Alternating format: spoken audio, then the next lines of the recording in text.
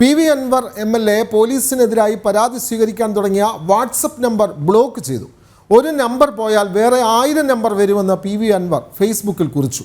എല്ലാം ക്ലീൻ ആക്കിയിട്ടേ ഈ പരിപാടി താൻ നിർത്തുകയുള്ളൂവെന്നും അൻവർ പറയുന്നുണ്ട്. വിവരങ്ങളുമായി ആനന്ദ് ചേരുകയാണ്. ആനന്ദ്, നമ്മുടെ മൊബൈൽ വാട്സപ്പ് അത് ബ്ലോക്ക് ചെയ്യണമെങ്കിൽ ഒന്നുകിൽ നമ്മൾ വിചാരിക്കണം, അല്ല എങ്കിൽ സൈബർ സെല്ലിനെ ആ നടപടി സ്വീകരിക്കാൻ കഴിയുകയുള്ളൂ. അപ്പോൾ നമ്മൾ മനസ്സിലാക്കേണ്ടത് PV Anwar വാട്സപ്പ് നമ്പർ കൊടുത്തിരുന്നു. പോലീസിന്മേൽ പരാതി ഉള്ളവർക്ക് പരാതികൾ അയക്കാം. ഒരു MLA എന്നുള്ള നിലയിൽ അദ്ദേഹത്തിന് അങ്ങനെയൊക്കെ വേണമെങ്കിൽ സമൂഹത്തോട് പറയാം. പക്ഷേ കൃത്യമായി അദ്ദേഹത്തിൻ്റെ നമ്പർ ബ്ലോക്ക് ചെയ്തിരിക്കുന്നു. അപ്പോൾ സൈബർ സെല്ല് കൂടി അറിഞ്ഞിട്ടുള്ള ഒരു നീക്കമായിരിക്കുമല്ലോ. ഇതിനെതിരെ PV Anwar ശക്തമായി ഫേസ്ബുക്കിലൂടെ കുറിക്കുന്നു.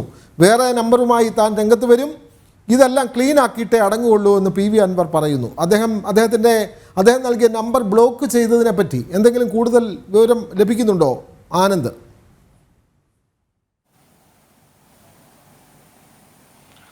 വിനോദ്, കഴിഞ്ഞ ദിവസമാണ് PV Anwar MLA മാധ്യമങ്ങളോട് വെളിപ്പെടുത്തിയത്. അതായത് താൻ ഒരു പുതിയൊരു വാട്സപ്പ് നമ്പർ കൊണ്ടുവരുന്നുണ്ട്. ഈ വാട്സപ്പ് നമ്പറിലേക്ക് ആളുകൾക്ക് ഏത് ഭാഗത്തുള്ള സംസ്ഥാനത്തിന്റെ വിവിധ ഭാഗങ്ങളിൽ നിന്നുള്ള ആളുകൾക്ക് പോലീസിനെതിരെയുള്ള പരാതി ഇതിലേക്ക് അയക്കാം.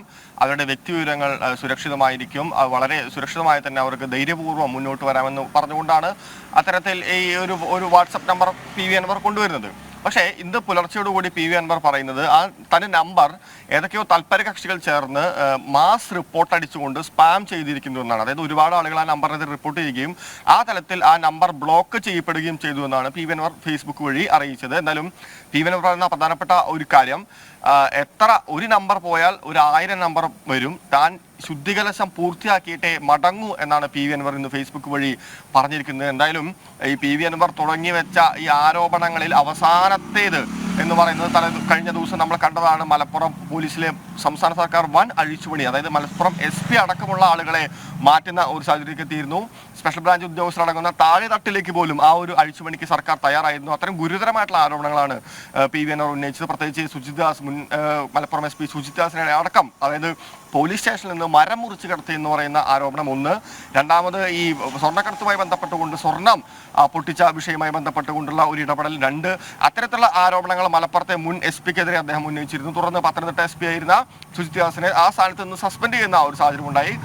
നിരവധി പോലീസുകാർക്കെതിരെ, പ്രത്യേകിച്ച് ലൈംഗിക ആരോപണം അടക്കം ഒരു യുവതി ഉന്നയിക്കുന്ന ഒരു ഘട്ടമുണ്ടായി. സർക്കാരിന് പിടിച്ചു നിൽക്കാൻ പറ്റാതായപ്പോഴാണ് കഴിഞ്ഞ ദിവസം അത്തരത്തിൽ ഒരു വൻ അഴിച്ചുപണിക്ക് തന്നെ തയ്യാറായത്. ഇതിന്റെ ഒരു തുടർച്ച എന്നോണമാണ് Anwar ഇത്തരത്തിൽ ഒരു നമ്പർ എടുക്കുകയും തുടർന്ന് പൊതുജനങ്ങൾക്ക് പോലീസിനെ കുറിച്ചുള്ള പരാതികൾ അറിയിക്കാൻ വേണ്ടി ഒരു വാട്സപ്പ് നമ്പർ തുടങ്ങിയത്. പക്ഷേ ആ നമ്പർ ബ്ലോക്ക് ചെയ്തു എന്നാണ് Anwar പറയുന്നത്.